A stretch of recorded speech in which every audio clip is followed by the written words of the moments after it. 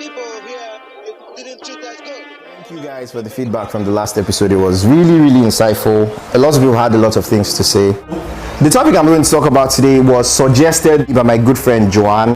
Formal and informal education and how they affect the life of a person.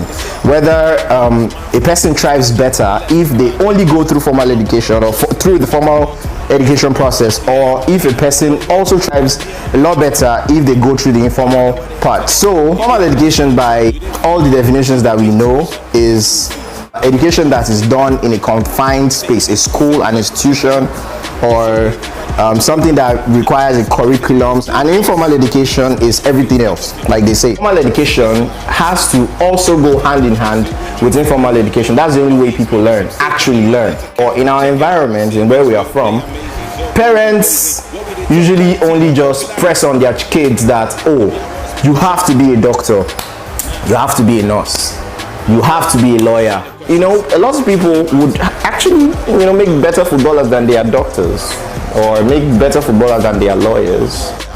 You go to school for 5 years, 4 years, as the case may be, and then you come out, start learning how to make bead, or start learning how to make hair.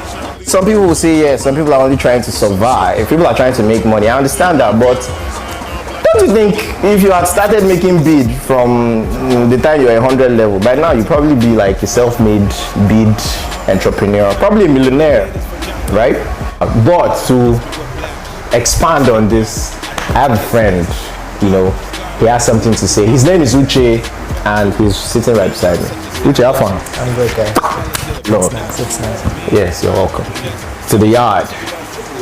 Our yard. How far? Concerning this topic, it's very broad. We always say that, in a world where the truth is, where formal education, people are thinking that it's going obsolete, that it's best you drop out of school and pursue something with your hand. Okay. But forgetting the fact that there are some professions that actually need certificates. So when it comes to things like this, people keep forgetting that there are schools for other things.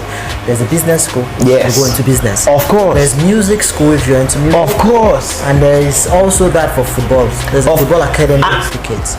Like a pilot can't just go and learn from the streets and then hop into a plane and fly to Canada.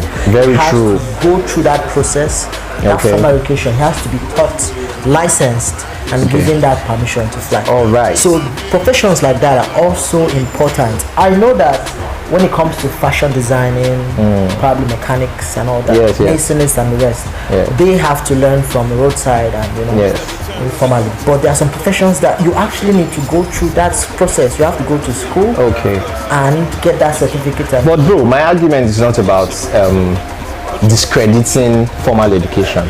Formal education needs to go hand in hand with informal education. People need to have room to explore. Kids need room to explore and actually find out what they're good at without careers and all that being imposed on them.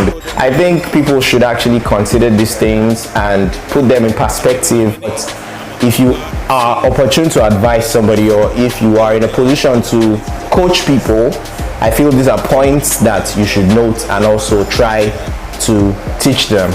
Thank you very much for viewing my vlog today. This is Nonso signing out. Peace out, ladies and gentlemen. See you guys next Friday.